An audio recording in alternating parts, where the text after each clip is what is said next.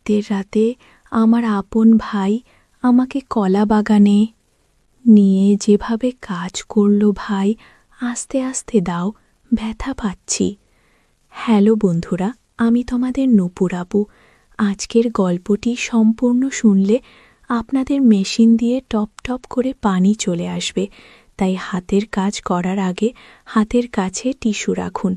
সেদিন আমি হঠাৎ দেখতে পেলাম ভাই একজন মহিলার সঙ্গে এমন একটি মুহূর্ত ভাগ করছে যা গভীর এবং অনেকটা ব্যক্তিগত। দৃশ্যটা দেখেই আমার মন এলোমেলো হয়ে গেল, যেন আমার ভেতরে একটা ঝড় উঠল। কেন জানি না, কিন্তু আমার মনে এক অদ্ভুত ইচ্ছা জাগল, যদি ঈশান ভাইও আমার সঙ্গে এমন কোনো মুহূর্ত ভাগ করত। কিন্তু ঈশান ভাইয়া যেন একদম পাথরের মতো ছিল। তবে আমি ঠিক করেছিলাম যা করার তা আমাকে নিজের থেকেই করতে হবে। রাতে যখন ঈশান ভাইয়া বাড়ি ফিরল, সে কোনো কথা না বলে সোজা তার ঘরে চলে গেল। আমি কিছুক্ষণ চুপচাপ দাঁড়িয়ে থাকলাম, কিন্তু পরে মনে হলো তার সঙ্গে কথা বলার এটাই সুযোগ। আমি ধীরে ধীরে তার ঘরের দিকে এগিয়ে গেলাম এবং ভেতরে ঢুকে তাকে ডাকলাম। সে অবাক হয়ে আমার দিকে ফিরে তাকালো। আমি দ্বিধা না করে তার কাছে গিয়ে পেছন থেকে তাকে জড়িয়ে ধরলাম। প্রথমে একটু অপ্রস্তুত লাগছিল, কিন্তু আমি তাকে শক্ত করে জড়িয়ে ধরলাম। এটা ছিল আমার জীবনে প্রথমবার যখন আমি কারো এত কাছে এলাম। সে আমাকে একবার থামানোর চেষ্টা করল এবং কিছু বলার জন্য মুখ খুলল, কিন্তু আমি তার ঠোঁটে আমার হাত রেখে চুপ করিয়ে দিলাম। কিছুক্ষণ পরে সে উঠে দাঁড়ালো এবং আমার হাত ধরে আমাকেও দাঁড় করালো। আমি কয়েক মুহূর্ত তার দিকে তাকিয়ে রইলাম।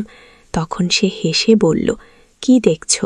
আমি মাথা নেড়ে তার প্রশ্নের উত্তর এড়িয়ে গেলাম। আমি হালকা মাথা নেড়ে বললাম, "কিছু না, কেবল তোমাকে দেখছি ভাইয়া।" তারপর বন্ধুরা, আজকের গল্পটা অনেক বেশি স্পেশাল। আশা করছি তোমাদের ভালো লাগবে। আমার নাম পায়েল। আমার উচ্চতা 5 ফুট 4 ইঞ্চি, বড় বড় চোখ, লম্বা চুল এবং 20 বছর বয়সী এক তরুণী। আমি দেখতে অনেক সুন্দর আর আকর্ষণীয় ছিলাম। গায়ের রং ছিল একদমই ফর্সা। জার্মানিতে আসার পর ভাইয়ের বন্ধু ঈশানকে দেখে আমার মনে অন্যরকম অনুভূতি হয়। ঈশান প্রায় 25 বছরের এক সুদর্শন যুবক। তার লম্বা গড়ন, শ্যামলা রং এবং ঈশান ভাইয়ার স্বভাব আমাকে আকৃষ্ট করেছিল। আমি একটি ছোট শহর থেকে পড়াশোনার উদ্দেশ্যে জার্মানিতে এসেছি। আমি এখানে আমার বড় ভাইয়ের সাথে একটি অ্যাপার্টমেন্টে থাকি। অ্যাপার্টমেন্টটি বেশ বড়। আমার ভাই এখানে প্রায় 5 বছর ধরে থাকে। তার একজন ঘনিষ্ঠ বন্ধু ঈশান তার সাথে এই ফ্ল্যাটে থাকে এবং গত 4 বছর ধরে এখানে আছে। আমি জার্মানিতে আসার আগে পাকিস্তানের একটি কলেজে পড়াশোনা করতাম। আমার ক্লাসমেটরা প্রায়ই আমার প্রতি আগ্রহ দেখাতো, কিন্তু আমি কখনোই তাদের গুরুত্ব দিইনি। এক পর্যায়ে আমার পরিবারের ইচ্ছায় আমি জার্মানিতে পড়ার সুযোগ পেয়ে এখানে চলে আসি। আমার বাড়ির লোকেরা শর্ত দিয়েছিল আমি একা থাকব না, ভাইয়ের সাথেই থাকতে হবে। ঈশান ভাইয়া খুব গম্ভীর স্বভাবের ছিল। সে কখনোই আমার প্রতি অযথা আগ্রহ দেখাতো না। এমনকি প্রয়োজন ছাড়া সে আমার সাথে কথা বলতো না। আমার ভাই যখন বাড়িতে থাকতো না, তখন সে বাইরে চলে যেত। এভাবে সে সবসময় একটা দূরত্ব বজায় রাখত। আমি তার সাথে বন্ধুত্ব করার অনেক চেষ্টা করেছি, কিন্তু সে সবসময় আমাকে এড়িয়ে চলত। তার এই আচরণ আমাকে আরও বেশি আকৃষ্ট করত। তার সংযমী এবং মার্জিত স্বভাবের কারণে আমি ক্রমেই তার প্রতি দুর্বল হয়ে পড়ি। একদিন আমার ভাই একটি অফিসিয়াল ট্যুরে বাইরে যায়। বাড়িতে তখন আমি এবং ঈশান ভাইয়া একাই ছিলাম। সেই দিন ঈশান আমার সাথে কিছু সময় কাটাতে রাজি হয়। আমরা গল্প করতে শুরু করি। তার ভদ্রতা এবং সহজ সরল স্বভাব আমাকে মুগ্ধ করে। ধীরে ধীরে আমাদের মধ্যে বন্ধুত্ব গড়ে ওঠে, যা একসময় অন্যরকম একটি সম্পর্কের রূপ নেয়। আমি তাকে মন থেকে চাওয়ার অনুভূতি দিনে দিনে বেড়েই চলেছিল। তবে মনের সব সময় একটা ভয় কাজ করত, যদি আমি কখনো তার সঙ্গে কথা বলার চেষ্টা করি আর সে আমার ভাইকে বিশ্বাসটা জানিয়ে দেয়। তবু আমি তাকে লুকিয়ে লুকিয়ে দেখতাম, কিন্তু প্রতিবারই হতাশা নিয়ে ফিরতে হতো। সে ছিল খুবই ভদ্র এবং ভালো স্বভাবের একজন মানুষ। আজাদ পরিবেশে থেকেও সে সব রকম খারাপ অভ্যাস থেকে দূরে ছিল। অন্যদিকে আমার ভাই মাঝে মাঝে ছুটির দিনে বন্ধুদের সঙ্গে পার্টি বা ক্লাবে যেত। ফিরলে তার পোশাকে এবং কথায় অ্যালকোহলের গন্ধ পাওয়া যেত, কিন্তু সেই ছেলেটি এসব কিছুর থেকে সম্পূর্ণ দূরে থাকত। এটাই হয়তো আমাকে তার প্রতি গভীরভাবে আকৃষ্ট করেছিল। একদিন ঈশানের শরীর খারাপ ছিল। সেদিন সে সারাদিন বাড়িতেই ছিল। আমার ভাই তখন অফিসে। আমি কলেজ থেকে তাড়াতাড়ি ফিরে এলাম এবং ওর জন্য 1 কাপ চা বানিয়ে নিয়ে গেলাম। চায়ের কাপটা নিয়ে এসে চুপচাপ বসে চা খাচ্ছিল। আমি ওর পাশে একটা চেয়ারে বসে গল্প করার চেষ্টা করলাম। ও মাঝে মাঝে উত্তর দিত, আবার কখনো চুপ থাকত। ওর নিলিপ্ততায় বুঝতে পারছিলাম সে আমাকে এড়িয়ে চলার চেষ্টা করছে, কিন্তু আমি নাচুরবান্দা। মন স্থির করলাম, দেখি ও আমাকে আর কতক্ষণ এড়িয়ে চলে। গল্প করার এক পর্যায়ে আমি সরাসরি তাকে জিজ্ঞাসা করলাম, তুমি আমাকে এত এড়িয়ে চলো কেন? তখন ঈশান ধীরে ধীরে বলল, তুমি আমার প্রিয় বন্ধুর বোন, তাই আমি কখনো এমন কিছু করতে চাই না যাতে সে আমার উপর থেকে বিশ্বাস হারায়। ওর এই উত্তর আমাকে স্তব্ধ করে দিল। ঈশান বলল, বন্ধুর বোন আমার নিজের বোনের মতো। তার কথাটি শুনে আমি মৃদু হাসলাম এবং বললাম, বন্ধুর বোন কি বন্ধু হতে পারে না? আমার এই প্রশ্নে সে চুপ হয়ে গেল। কিছুক্ষণ চুপ থাকার পর আমি তাকে সরাসরি বললাম, আমি তোমাকে পছন্দ করি, আর আমি তোমাকে জয় করেই ছাড়ব। ঈশান তখন শান্ত গলায় বলল, পায়েল, এটা ঠিক নয়। যদি তোমার ভাই জানতে পারে তবে সে তোমাকে কিছু বলবে না, কিন্তু আমার উপর পুরো দোষ চাপাবে। আমি চাই না আমাদের বন্ধুত্বের মাঝে কোনো ঝামেলা আসুক। আমি হেসে বললাম, তুমি ওসব নিয়ে চিন্তা করো না, এটা আমার ব্যাপার, আমি দেখব কিভাবে সমাধান করব। তার এই ধরনের কথাবার্তা আমাকে একটু সাহস জোগাল। মনে হলো তার মনে কোথাও একটা কোমল অনুভূতি রয়েছে, আর আমি সেখানে পৌঁছনোর চেষ্টা করতে পারি। এরপর সময় কেটে যেতে লাগল। 2 সপ্তাহের মধ্যে বিশেষ কোনো অগ্রগতি হল না। এদিকে আমার ভাই রাতে একটি নতুন চাকরি শুরু করল, যেখানে আগের চেয়ে বেশি বেতন পেত। আমি তাকে বললাম, তুমি এই চাকরি নিও না, রাতে বাড়িতে আমি একা থাকব। ভাই বলল, তুমি একা কেন? ঈশান তো বাড়িতেই থাকবে। ঈশান তখন আমাদের সঙ্গে বসেছিল।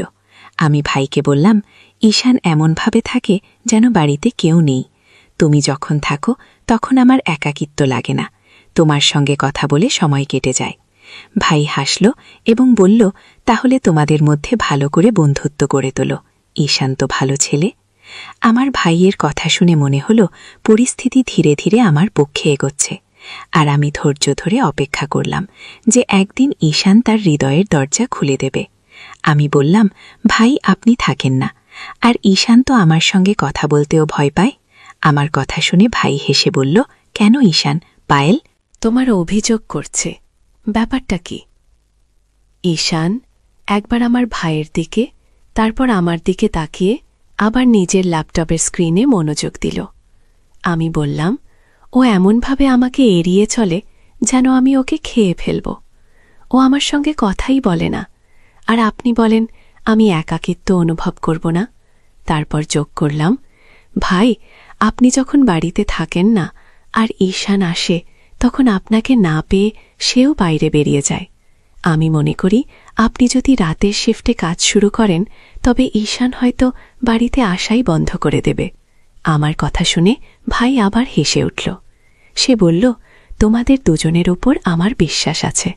আমি নিশ্চিত আমার অনুপস্থিতিতে পায়েলের একাকিত্ব আর থাকবে না। ভাইয়ের কথা শুনে ঈশান একটু অস্বস্তিতে পড়ল। সে বলতে শুরু করল, আসলে ব্যাপারটা হলো। ভাই তার কথার মাঝখানে হেসে বলল, ঠিক আছে, এই আলোচনা এখানেই শেষ। পায়েল, যাও আমাদের জন্য চা নিয়ে এসো। আমি চা বানানোর জন্য উঠে গেলাম। যখন ফিরে এলাম তখন দেখলাম ঘরের পরিবেশ বদলে গেছে। ঈশান আর আমার ভাই একে অপরের সঙ্গে হাসি তামাশা করছে। আমি ট্রেতে চা নিয়ে ঘরে ঢুকলাম এবং তাদের হাসতে দেখে বললাম, এত হাসির কারণ কি?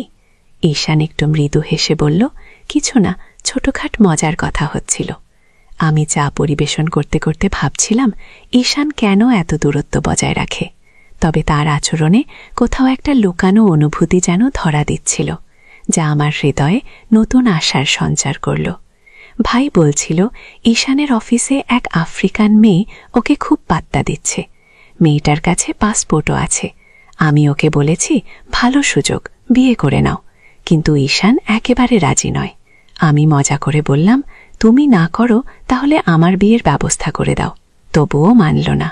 ভাইয়ের কথা শুনে আমি হেসে বললাম, ঈশানের জন্য নয় ভাই, আপনার জন্য ঠিক আছে, আপনি বিয়ে করে নিন। আমার কথা শুনে সবাই হেসে উঠল, আর আমরা চা খেতে খেতে গল্প করছিলাম।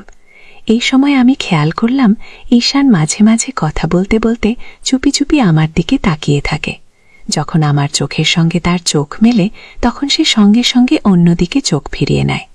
তার এই আচরণ আমার মনকে এক ধরনের আনন্দে ভরিয়ে দিল। মনে হলো তার ভেতরেও কিছু অনুভূতি রয়েছে, যা প্রকাশ করার জন্য সে লজ্জা পাচ্ছে। অবশেষে আমার মনে হচ্ছিল আমি সফলতার পথে। এই প্রথমবার ঈশান আমাকে সরাসরি তাকিয়ে দেখছিল। এর আগে সে যখনই কথা বলতো তার দৃষ্টি সবসময় নিচের দিকে থাকত। ভাই বলল, কাল থেকে তুমি অফিসে যাওয়ার সময় পায়েলকে কলেজে নামিয়ে দিয়ে যেও, আর ফিরতি পথে পায়েল নিজেই লোকাল ট্রান্সপোর্টে আসবে। আমি রাতে ডিউটিতে থাকব, তো তোমাদের দুজনের কাছ থেকে কোনো অভিযোগ যেন না আসে। আর পায়েল, তুমি ঈশানকে বেশি জ্বালিও না, হলে কিন্তু তোমার খবর আছে।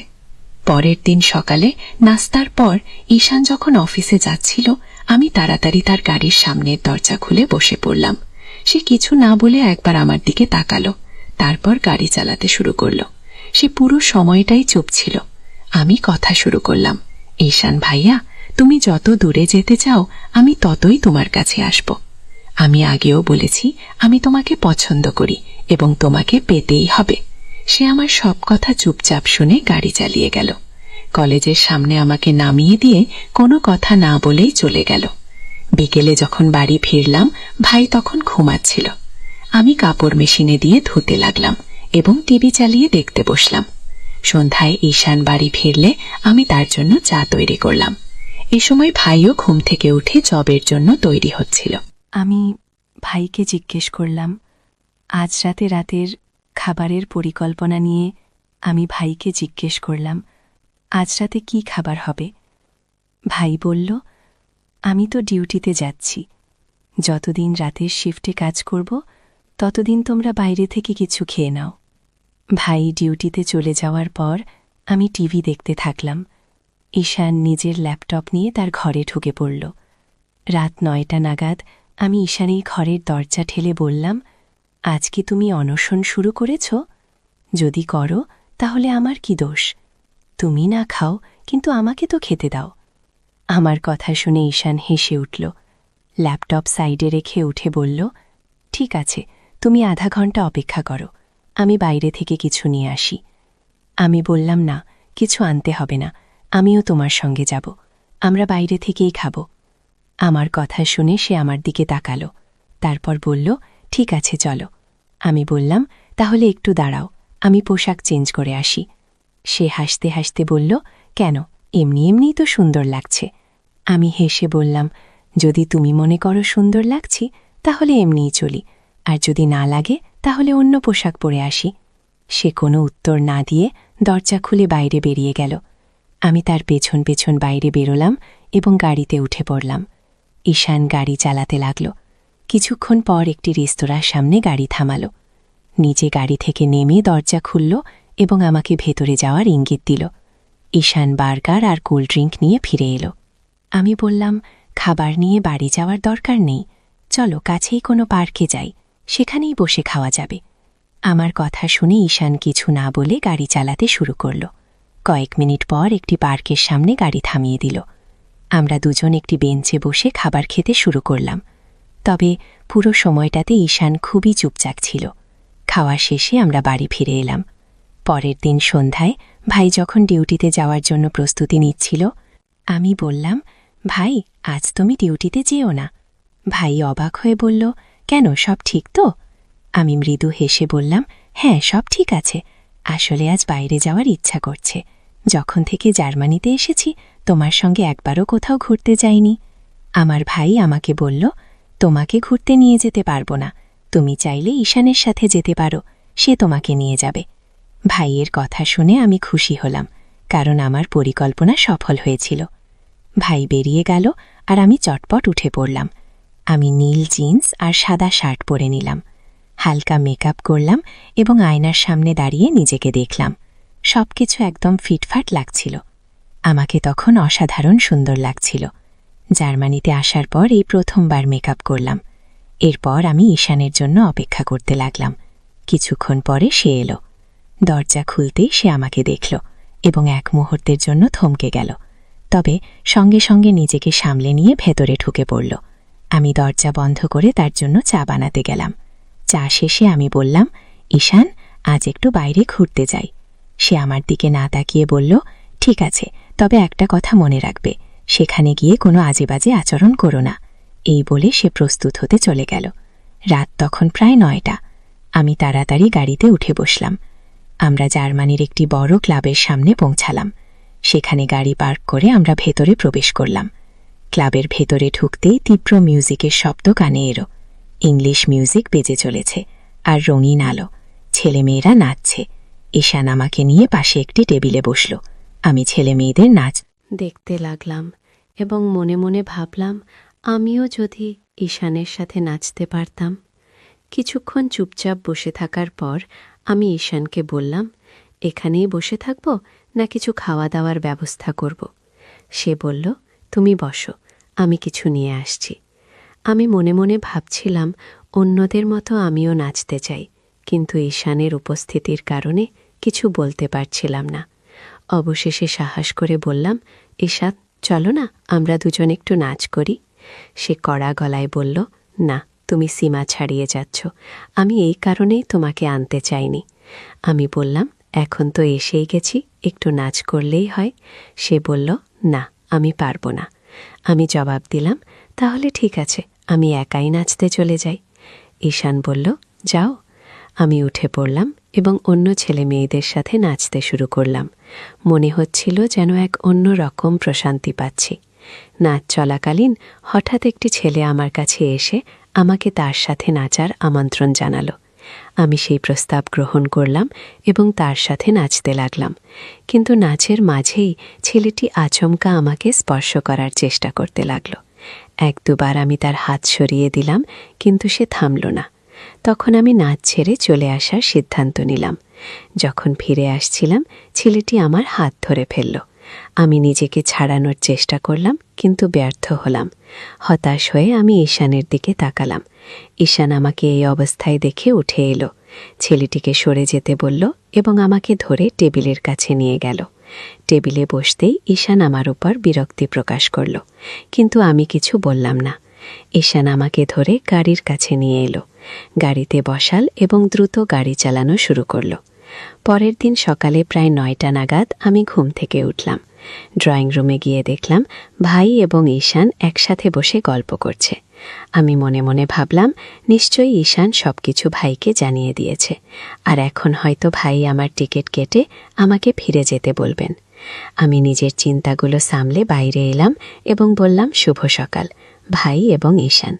ভাই আমাকে দেখে মজা করে বলল, শুভ সকাল রাজকুমারী, আমরা তো সকালের চায়ের জন্য অপেক্ষা করছি। আমি কিছুটা বিব্রত হয়ে বললাম, আসছি চা বানিয়ে, এবং রান্নাঘরে চলে গেলাম। চা বানিয়ে নিয়ে এসে তাদের সাথে বসে পড়লাম।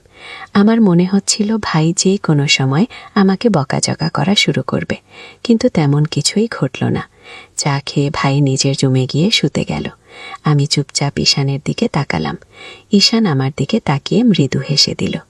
তার সেই হাসি দেখে আমার মন কিছুটা শান্ত হলো, কিন্তু আমি জানতাম রাতের ঘটনাটি সহজে ভুলে যাওয়া সম্ভব নয়। আমি চোখ নিচু করেছিলাম। কিছুক্ষণ পরে সাহস করে আবার তার দিকে তাকালাম এবং বললাম, সরি। সে অবাক হয়ে জিজ্ঞাসা করল, কিসের জন্য সরি? আমি বললাম, রাতে আপনাকে অনেক বিরক্ত করেছিলাম, তাই। সে হেসে বলল, না, তাতে তোমার কোনো দোষ নেই। আমি চুপ করে গেলাম, কিন্তু কিছুক্ষণ পরে আবার বললাম, আপনি কি রাতের ঘটনা ভাইকে বলেছেন? সে বলল, না, বলিনি। আর শোনো, তুমি সত্যিই খুব সুন্দর। তার এই কথা শুনে আমি লজ্জায় পড়ে গেলাম, কিন্তু মন থেকে আনন্দিত হলাম। এবার আমি বুঝলাম আমার অনুভূতিগুলো আস্তে আস্তে তার প্রতি গভীর হয়ে যাচ্ছে। ঈশান আমার জীবনে প্রথম ব্যক্তি ছিল যার কাছ থেকে আমি নিজের প্রশংসা শুনলাম। আমি তারপর উঠে আমার রুমে চলে গেলাম এবং বিছানায় শুয়ে পড়লাম। সব কিছুই তখন ভালো লাগছিল। বালিশটা জড়িয়ে ধরে মনে হচ্ছিল যেন পৃথিবীটা অনেক সুন্দর। সেদিন থেকে আমাদের বন্ধুত্বের শুরু হলো। প্রতিদিন আমরা কোথাও না কোথাও ঘুরতে যেতাম, তবে ঈশান কখনো আমাকে এমনভাবে স্পর্শ করেনি যা আমাকে অস্বস্তিতে ফেলতে পারে। দিনগুলো এভাবেই কেটে যাচ্ছিল। একদিন আমি অসুস্থ বোধ করছিলাম, তাই কলেজে যেতে পারিনি। ঈশান তার কাজের জন্য বেরিয়ে গেল আর আমি আমার রুমে শুয়ে থাকলাম। ভাই তখন তার ঘরে ঘুমাচ্ছিলেন। রাত 9টার দিকে হঠাৎ দরজা খোলার শব্দ পেলাম। ভাবলাম হয়তো ভাই কোনো কাজে উঠে এসেছেন। কিছুক্ষণ পরে ড্রয়িং রুম থেকে কথাবার্তার আওয়াজ আসতে লাগল। ভেতরে ভাই এবং এক অচেনা মেয়ের কথা শুনতে পেলাম। দুজন ইংরেজিতে কথা বলছিলেন। আমি কৌতূহল নিয়ে দরজা সামান্য খুলে দেখলাম। ভাই এক শ্বেতাঙ্গ মেয়ের সঙ্গে কথা বলছিলেন। একটু পরে তারা একে অপরকে জড়িয়ে ধরলেন। আমি তাড়াতাড়ি দরজা বন্ধ করে বিছানায় শুয়ে পড়লাম। মেয়েটি প্রায় 1 ঘন্টা আমাদের বাড়িতে ছিল, তারপর চলে গেল। ভাই তার ঘরে গিয়ে ঘুমিয়ে পড়লেন। সন্ধ্যায় ভাই যখন ঘুম থেকে উঠলেন, তখন আমি এমনভাবে আচরণ করলাম যেন কিছুই দেখিনি। খাওয়া দাওয়া শেষে ভাই আবার বেরিয়ে গেলেন। কিছুক্ষণ পরে ঈশান এসে হাজির হল। ঈশান এলো এবং আমরা দুজন বাইরে ঘুরতে বের হলাম। পথ চলতে চলতে আমি ঈশানকে পুরো ঘটনাটা বললাম। সে জানালো ওই মেয়েটির সাথে আমার ভাইজের অনেক আগে থেকেই ভালো বন্ধুত্ব ছিল। আমার আসার আগে সে প্রায়ই আমাদের বাড়িতে আসত, কিন্তু আমি আসার পর ভাই তাকে বাড়িতে আসতে মানা করে দিয়া। ঈশান বলল, আজও তোমার ভাই জানত না যে তুমি কলেজে যাওনি, তাই সে মেয়েটিকে বাড়িতে ডেকে এনেছিল। তবে তুমি যেন এটা বুঝতে না দাও যে তুমি মেয়েটিকে দেখেছ, এতে সে বিব্রত হবে। আমি বললাম ঠিক আছে, তবে মনে মনে ঠিক করেছিলাম এবার থেকে যা কিছু করার তা আমাকেই করতে হবে। রাতে যখন ঈশান বাড়ি ফিরল, সে সরাসরি তার ঘরে চলে গেল। আমি কিছুক্ষণ অপেক্ষা করলাম, তারপর উঠে তার পেছনে তার ঘরে গেলাম। পিছন থেকে গিয়ে আমি তাকে শক্ত করে জড়িয়ে ধরলাম। এই প্রথমবার কোনো পুরুষকে আমি এভাবে জড়িয়ে ধরলাম। সে একবার আমাকে থামানোর চেষ্টা করল এবং কিছু বলার জন্য মুখ খুলল, কিন্তু আমি তার ঠোঁটে আঙুল দিয়ে থামিয়ে দিলাম। তারপর চোখ বন্ধ করে তাকে আরও শক্ত করে ধরলাম। কিছুক্ষণ চুপচাপ থাকার পর ঈশানও তার হাত আমার চারপাশে রাখল। কিছুক্ষণ পর সে নিজে উঠে দাঁড়াল এবং আমাকে তার পাশে দাঁড় করাল। আমি তার দিকে কিছুক্ষণ তাকিয়ে রইলাম। সে মুচকি হেসে বলল, কি দেখছ? আমি মাথা নাড়লাম না, বোঝানোর জন্য। আর একবার তাকে কাছে টেনে নিলাম। আমি তাকে জড়িয়ে ধরেছিলাম। কিছু সময়ের মধ্যেই সে আমাকে এমন এক অনুভূতির মধ্যে নিয়ে গেল যা আগে কখনো অনুভব করিনি। সে আমার গালে মৃদু ছুঁয়ে দিয়ে বলল, তাড়াতাড়ি উঠো, নিজের পোশাক পরে নিজের ঘরে চলে যাও। তোমার ভাই কিছুক্ষণের মধ্যেই ফিরে আসবে। আমি দ্রুত বাথরুমে গিয়ে পোশাক পরিবর্তন করলাম এবং নিজের ঘরে ফিরে গিয়ে শুয়ে পড়লাম। পরের দিন রাতে যখন ভাই তার কাজের জন্য বেরিয়ে গেলেন, ঈশান আমাকে তার ঘরে ডেকে পাঠাল। কিন্তু সেদিন আমি তাকে জানালাম আজ একটু বিশ্রাম নিতে চাই, শরীর খুব ক্লান্ত। ঈশান বুঝতে পারল এবং আর কিছু বলল না। কয়েকদিন পর আমরা আবার একসঙ্গে সময় কাটালাম, তবে এবার আমাদের গল্পগুলো বেশি গভীর হয়ে উঠল। আমাদের প্রতিদিন দেখা হওয়ার ফলে একে অপরের প্রতি আরও আন্তরিক হয়ে পড়লাম। প্রায় 2 মাস পর ভাই আমাদের সম্পর্ক নিয়ে সন্দেহ করতে শুরু করলেন। একদিন ভাই আমাকে ডেকে জিজ্ঞাসা করলেন, তোমাদের মধ্যে কি কিছু চলছে? আমি তাকে বোঝানোর চেষ্টা করলাম যে এমন কিছু নেই ভাই। তারপর ঈশানের সঙ্গে কথা বললেন এবং ঈশানও একই কথা বলল। তবে কিছুদিন পর ভাই ঈশানকে জানিয়ে দিলেন যে তাকে অন্য কোথাও থাকার ব্যবস্থা করতে হবে। ঈশান এরপর বাড়ি ছেড়ে অন্য জায়গায় চলে গেল। ভাই তার রাতের ডিউটি পরিবর্তন করে দিনের ডিউটিতে চলে গেলেন। এখন আমি ঈশানের সাথে মাঝে মাঝে দিনে দেখা করি, তবে সেগুলো খুব সীমিত সময়ের জন্য। এরপর আমাদের সেই ঘনিষ্ঠ মুহূর্ত আর একবারই ঘটেছিল। ভাইয়ের সন্দেহ আমাদের সম্পর্কের উপর এক ধরনের প্রভাব ফেলেছিল, কিন্তু আমাদের অনুভূতিগুলো এখনও অটুট হয়ে গেছে। আমার আর ঈশানের সম্পর্ক যেন এক অদৃশ্য দেয়ালের সামনে এসে থেমে গিয়েছিল। আমরা যতবারই প্রমাণ করার চেষ্টা করেছি যে আমাদের মধ্যে কোনো সমস্যা নেই, তবু ভাইয়ের মনে সেই বিশ্বাসটা তৈরি হয়নি। যখন ঈশান বাড়ি ছেড়ে চলে গেল, আমার ভেতরে এক গভীর শূন্যতা তৈরি হল। মনে প্রশ্ন জাগল, আমাদের সম্পর্ক কি এতটাই দুর্বল ছিল যে পরিস্থিতির সামনে ভেঙে পড়ল, নাকি এটা শুধুই এক খারাপ সময়ের ফল? ভাই এখন দিনের শিফটে কাজ শুরু করেছেন, আর বাড়ির পরিবেশও বদলে গেছে। বাইরে থেকে স্বাভাবিক থাকার চেষ্টা করলেও ভেতরে ভেতরে আমি ভেঙে পড়ছিলাম। দিনে মাঝে মাঝে ঈশানের সঙ্গে দেখা হলেও প্রতিটি সাক্ষাতে এক ধরনের দূরত্ব আর অস্বস্তি কাজ করত। সেই আগের আনন্দ আর ছিল না। ঈশানের সঙ্গে কাটানো মুহূর্তগুলো এখন আমার কাছে এক গুপ্তধনের মতো, যা আমি মনে লুকিয়ে রাখি। তবে আমি জানতাম এভাবে চলতে পারে না। আমি এমন এক জায়গায় এসে দাঁড়িয়েছিলাম যেখানে আমাকে সিদ্ধান্ত নিতে হবে। এই সম্পর্ককে এগিয়ে নিয়ে যাব, নাকি সময়ের সঙ্গে বিদায় জানাব? ঈশানের চলে যাওয়ার পর আমার জীবনে এক অভাবনীয় শূন্যতা নেমে এলো। সেই কথাগুলো, সেই মুহূর্তগুলো, সেই নৈকট্য যা আমরা একসঙ্গে ভাগ করে নিয়েছিলাম, সবকিছুই এখন স্মৃতির পাতা হয়ে রইল। আমি নিজেকে বোঝাতে চেষ্টা করতাম যে এসবি হয়তো জীবনের একটা অধ্যায়, সবকিছু ঠিক হয়ে যাবে। আমি নিজেকে প্রতিবার এই কথা বোঝানোর চেষ্টা করতাম, কিন্তু আমার হৃদয়ের গভীর থেকে এক কণ্ঠ বারবার আমাকে দুর্বল করে তুলত। দিনের বেলা যখনই ঈশানের সঙ্গে দেখা হতো, তখন মনে হতো সময় যেন থেমে গেছে। তার চোখের সেই পরিচিত মায়াবী দৃষ্টি এখনও একই রকম ছিল, কিন্তু আমরাও পরিস্থিতি শিকলে বাঁধা ছিলাম। একদিন দেখা করার সময় ঈশান বলল, তুমি জানো, প্রতিদিন তোমার ছাড়া বাঁচার কোনো না কোনো কারণ খুঁজে বের করি, কিন্তু প্রতিবার সেই কারণ আবার আমাকে তোমার কাছেই নিয়ে আসে। তার কথা শুনে আমি একদম চুপ হয়ে গেলাম। আমার চোখে জল এসে গিয়েছিল, কিন্তু নিজেকে শক্ত করে রেখেছিলাম। আমি বললাম, ঈশান, আমি জানি না আমরা কতদিন এমনভাবে দেখা করতে পারবো, কিন্তু তোমার স্মৃতিগুলোই আমার জীবনের সবকিছু। হয়তো এগুলোই আমার বাঁচার অবলম্বন। সেদিন আমাদের সময়টা কিছুটা দীর্ঘ হয়েছিল। আমরা একে অপরের সাথে সব কথা খুলে বলেছিলাম। ঈশান আমাকে আশ্বস্ত করল যে সে সবসময় আমার পাশে থাকবে, পরিস্থিতি যাই হোক না কেন। তবে আমরা দুজনেই জানতাম আমাদের সম্পর্কের বাস্তবতা। এটি এমন এক সম্পর্ক যা সমাজ এবং পরিবারের চোখের আড়ালে ছিল, এমন এক সত্য যেটা কেউই বুঝবে না। ভাই ধীরে ধীরে আমার প্রতিটি কাজকর্মের উপর কড়া নজর রাখা শুরু করলেন। তার চোখে আমার প্রতি বিশ্বাস কমে গিয়েছিল, এবং তার জায়গা উদ্বেগের চেয়ে সন্দেহ বেশি ছিল। তিনি সরাসরি কিছু বলতেন না, কিন্তু তার নীরবতা অনেক কিছু বলে দিত। একদিন বাড়ি ফিরে আমি দেখলাম তার চোখে এক অদ্ভুত দৃষ্টি। মনে হচ্ছিল তিনি কিছু জানতে চান, কিন্তু নিজেই বলার সাহস পাচ্ছিলেন না। তার এই নীরব আচরণ আমাকে আরও অসহায় করে তুলছিল। তিনি আমাকে গম্ভীর সুরে বললেন, শোনো, আমি তোমার মঙ্গল চাই। এই পৃথিবী এতটা সহজ নয়। যদি তুমি ভুল পথে চলে থাকো, তবে তা ছেড়ে দাও, না হলে তোমাকে এর জন্য বড় মূল্য চুকাতে হবে। তার কথা আমার হৃদয়ে গভীর প্রভাব ফেলল।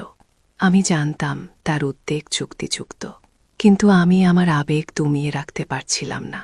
কয়েকদিন পর আমি ঈশানকে শেষবারের মতো দেখা করার কথা বললাম। আমরা একটি নির্জন পার্কে মিলিত হলাম। সে আমাকে দেখে হালকা হাসল, কিন্তু তার চোখে এক গভীর বেদনার ছাপ স্পষ্ট ছিল। আমি বললাম, হয়তো আমাদের আর দেখা করা উচিত নয়। এই সম্পর্ক আমাদের যতটা সুখ দেয়, তার চেয়ে অনেক বেশি কষ্ট দেয়। সে আমার কথা শুনল এবং গভীর শ্বাস নিল। তারপর বলল, যদি এটাই তোমার জন্য ঠিক হয়, তবে আমি তোমার সিদ্ধান্তের সম্মান করব। তবে এটুকু জেনে রাখো, তুমি আমার জীবনের এমন এক অংশ যাকে আমি কখনো ভুলতে পারব না। সেই মুহূর্তে মনে হলো যেন পৃথিবী থমকে গেছে। আমরা একে অপরকে আলিঙ্গন করলাম। আর আমার চোখ থেকে অশ্রু গড়িয়ে পড়ল। সে আলিঙ্গন থেকে নিজেকে সরিয়ে আমার মুখ দুহাতে ধরে বলল, নিজের যত্ন নিও। সে চলে গেল, আর আমি সেখানেই দাঁড়িয়ে রইলাম। তাকে দূরে যেতে দেখছিলাম, যেন আমার জীবনের একটা গুরুত্বপূর্ণ অধ্যায় আমাকে ছেড়ে চলে যাচ্ছে। এরপর আমি নিজেকে সামলানোর চেষ্টা করলাম। আমি বুঝতে পারলাম, সব সম্পর্ক চিরকাল টিকে থাকে না, তবে তাদের স্মৃতিগুলো আমাদের জীবনের প্রেরণা হয়ে উঠতে পারে। বন্ধুরা, এই ছিল আজকের গল্প। গল্পটি কেমন লাগলো তা অবশ্যই জানাবেন। এই রকম আরও গল্প শুনতে চাইলে চ্যানেলটি সাবস্ক্রাইব করতে ভুলবেন না, আর পাশে থাকা বেল আইকনটি প্রেস করুন, যাতে করে আমরা যখনই নতুন ভিডিও আপলোড করি তার নোটিফিকেশন সবার আগে আপনার কাছে পৌঁছে যায়। ধন্যবাদ।